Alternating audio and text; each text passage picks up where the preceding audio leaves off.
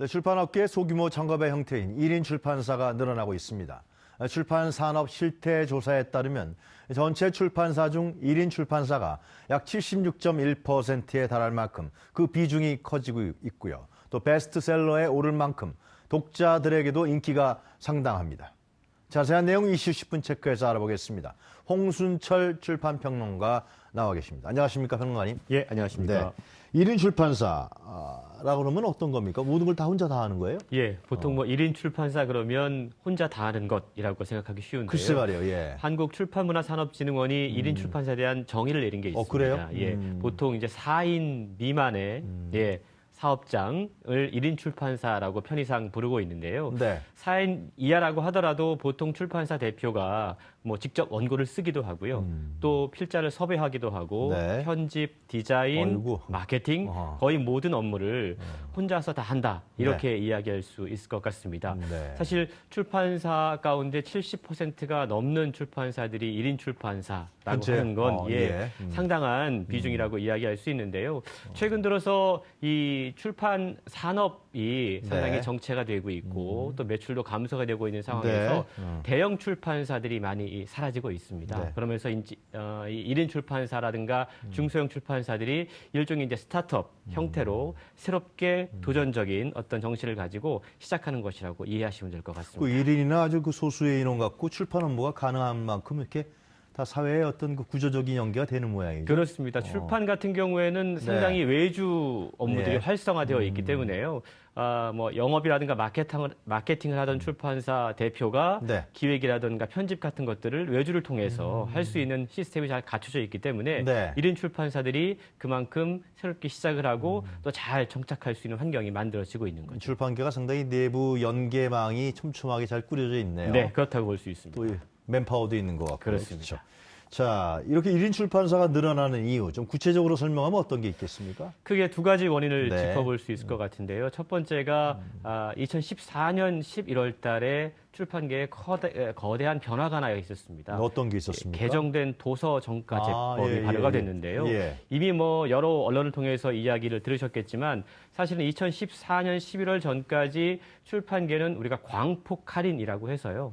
30% 이상 혹은 뭐 50% 이렇게 책을 싸게 살 수가 있었습니다. 대형 출판사일수록 그런 그렇죠. 거죠? 온라인을 통해서 그렇게 독자들이 책을 구입할 수가 있었는데 사실 개정된 도서정가제법이 발효가 된 이후에 네. 최대 10% 정도밖에 할인을 지금 못 받고 있는 상황이거든요. 그러니까 독자들 입장에서는 책을 싸게 살 수 없어서 불만이다라고 이야기를 하시는데 네. 사실은 이러한 환경 자체가 1인 출판사라든가 중소형 출판사들이 뭔가 좀 대형 출판사들과 경쟁할 수 있는 구도를 만들어줬다라는 거죠.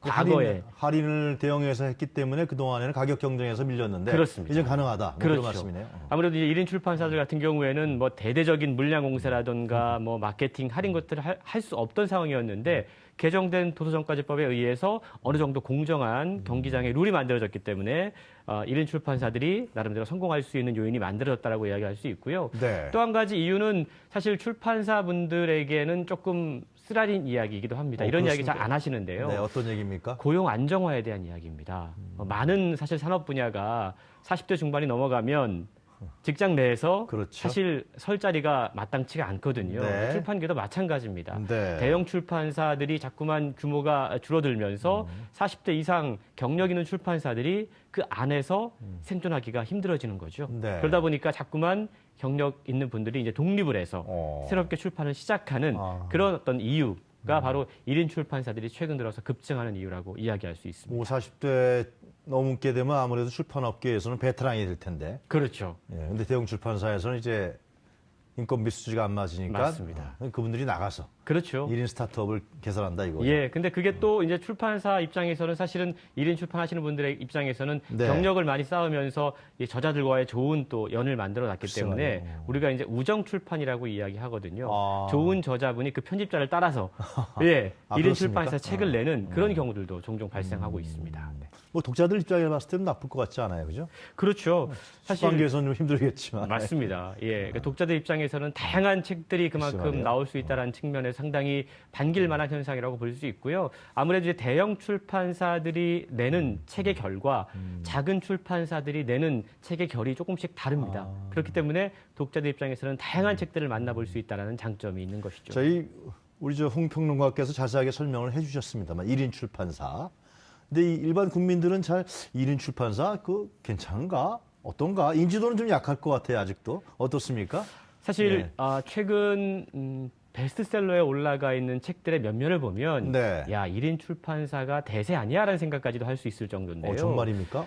최근 몇 주 동안 계속해서 종합 1위를 차지하고 있던 책이 있습니다. 네. 언어의 온도라고 하는 언어의 제목의 책인데요. 온도. 예. 이 책 같은 경우에는 이기주 씨가 책의 저자로 되어 있어요. 네. 근데 이분이 출판사 대표이기도 합니다. 그러니까 저자이면서 대표이면서 혼자서 모든 업무를 다 한 거죠. 근데 이 책이 사실은 우리가 베스트셀러 역주행이라고 이야기를 하는데 출간된 지가 제법 오래된 책이었는데 네. 독자들의 입소문을 타고 이 책이 베스트셀러가 됐어요. 다시 위에 올라갔네요. 그렇습니다. 오랜 기간 동안 지금 종합순위 상위권에 랭크가 되어 있고요. 네. 또 한 권의 책은 자존감 수업이라고 하는 책이 있습니다. 자존감 수업이요. 이 책 역시 1인 출판사에서 책이 나왔는데요. 사실은 이 저자는 꽤 유명한 분이세요. 정신과 의사인데 여러 대형 출판사에서 책을 내기보다는 네. 작은 출판사에서 책을 내서 뭔가 사실 대형 출판사에서 책을 내면 네. 대형 출판사들은 보통 한 달에 뭐 수십 권의 책을 내시거든요. 그러면 저자 입장에서 볼 때는 자기 책이 묻힐 수 있는 가능성이 있다는 거죠. 그래서 작은 출판사에 내서 같이 기획하고 같이 만들고 같이 홍보하는 길을 선택을 한 겁니다. 실제로 이 책이 베스트셀러가 돼서 많은 분들에게 사랑을 받고 있고요. 네. 또 한국이 싫어서라든가 댓글 부대로 최근 문단에서 뜨고 있는 장강명 작가 있거든요. 네. 유명한 소설가인데요.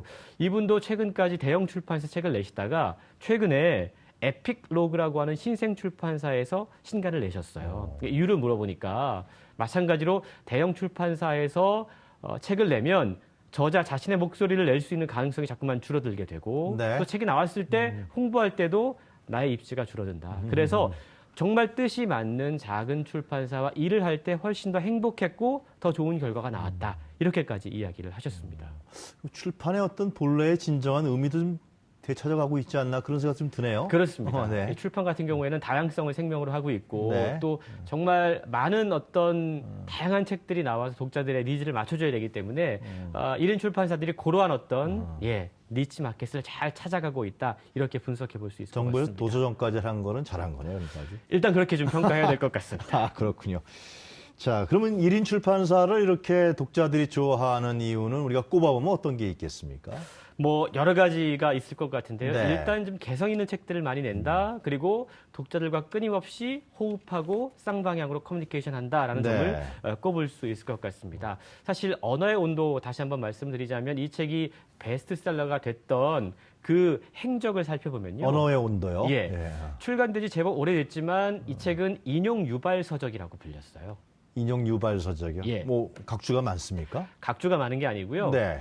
독자들이 책을 읽고 제목이 언어의 온도잖아요. 네. 뭔가 좀 옮기고 싶은 아, SNS에다가 요건 따서 내 친구에게 혹은 내 지인에게 전달하고 싶은 따뜻한 문장들이 많이 있던 주옥 거죠. 같은 글들이 많은 그렇죠. 거네요. 그런 것들을 인용을 해서 서로 SNS에서 퍼나르고 옮기면서 이 책이 야, 그 책 괜찮대라고 소문이 나면서 네. 베스트셀러가 된 현상인 거죠. 그러니까 독자들 입장에서 뭔가 같이 나누고 공유하고자 하는 여러 가지 욕구들에 부합하는 네. 책이 있을 때 빠르게 반응을 보인다라는 이야기를 할 수 있을 것 같고요. 네. 또 소와다리라고 하는 출판사에서 내는 복각본 시리즈라는 게 있습니다. 복각본 시리죠. 복각본은 과거에 나왔던 책의 형태를 그대로 본따서 새롭게 출간하는 건데요. 우리가 뭐 윤동주 시집이라던가 네. 김소월 시집이라던가 네. 이런 책들은 사실 초판본을 보면 상당히 소장 욕구가 생기거든요. 일단 쓰기도 지금과는 다른 쓰기법을 썼고 가로 표지도 쓰기를 그렇고 한다는 거죠. 그렇죠. 아, 세로 쓰기. 이런 것들을 출판사들이 과거의 모습 그대로 책을 냅니다. 그래서 이런 책들도 지금의 젊은 독자들이 볼 때는 뭔가 좀 새롭게 느껴지고 이런 책들을 사서 서로 선물하고 소장하고 이제 이런 욕구들이 생기게 한다는 거죠. 그러니까 네. 대형 출판사들이 할 수 없는 뭔가 좀 기발한 아이디어와 그리고 독자들과 소통하면서 독자들이 무엇을 원하고 있는지를 재빠르게 반응해주는 일종의 네. 게릴라 전술 이런 것들이 독자들에게 먹히면서 1인 출판사의 책들이 독자들에게 사랑을 받고 있다 이렇게 분석해 그럼 볼수 1인 있을 것 같습니다. 출판사의 운영 전략은 어떻게 정리할 수 있겠습니까? 일단 전문성과 쌍방향 커뮤니케이션인데요. 일단 각각 갖고 있는 전문성이 있어야 됩니다. 사실 대형 출판사들은 대규모 물량 공세를 할 그렇겠죠. 것이고요. 예. 1인 출판사들은 각각의 전문 분야가 있어야 됩니다. 그래서 과학 분야 전문, 생태 분야 전문, 요리 분야 전문, 혹은 제3세계의 그림책들을 가지고 와서 소개하는 요즘 팬덤이라고 해서요. 네. 출판계에서도 뭔가 독자들이 충성 독자들이 늘어나고 있습니다. 그래서 한 출판사가 계속해서 좋은 시도를 보이게 되면 네. 거기에 반응을 보인다는 거죠. 무조건 사는 거예요, 그냥. 거기는. 그렇죠. 그러니까 믿고 사는 거, 일종의, 믿고 사는 예, 거. 그런 현상들이 생겨나고 있기 때문에 1인 출판사들이 정말 전문성을 가지고 독자들과 끊임없이 호흡하고 뭔가 개성 있는 모습들을 행보들을 보인다면 네. 거기에 독자들이 반응을 보이고 있다는 거죠. 그래도요, 평론가님. 그래도 이 대형 서점의 이 물량 공세와 전문적인 마케팅 전략에는 좀 쉽지 않을 것 같다 생각이 드네요. 그렇습니다. 네. 사실 그래서 1인 출판사들이 공을 들이고 있는 마케팅 전략은 온라인 마케팅입니다. 온라인으로 해요. 예, SNS 마케팅인데요.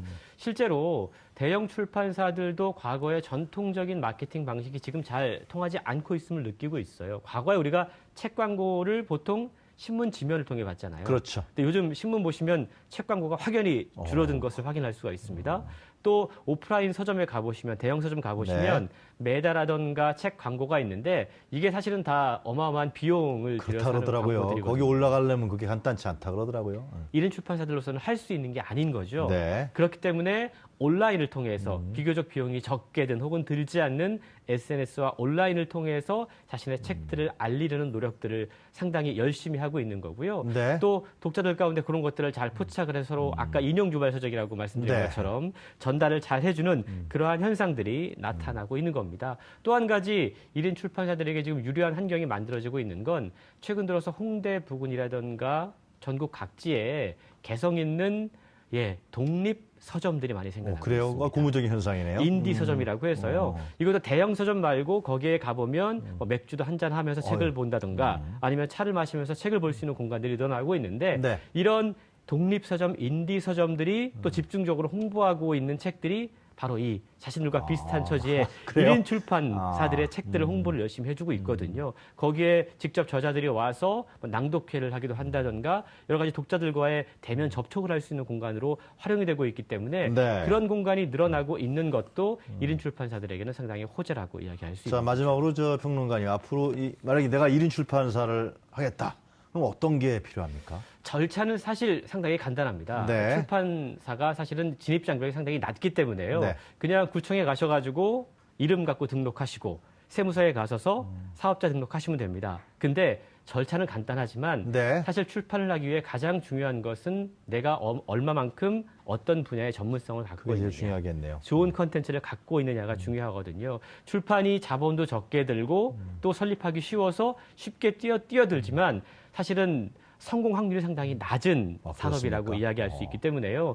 1인 출판에 관심이 있으시다면 네. 뭐 절차를 떠나서 내가 갖고 있는 전문성은 무엇인지 나만이 갖고 있는 장점이 무엇인지 잘 한번 고민해 보시고 새로운 도전을 해보시는 것도 좋을 것 그 같습니다. 인쇄했다가 안 팔리면 완전히 무는 거 아니에요? 그렇죠. 예. 조심해야겠네요. 하여튼 잘 꼼꼼하게 생각해야겠네요. 네. 잘 알겠습니다. 오늘 말씀 잘 들었습니다. 감사합니다. 네, 감사합니다. 네. 지금까지 홍순철 출판평론가였습니다.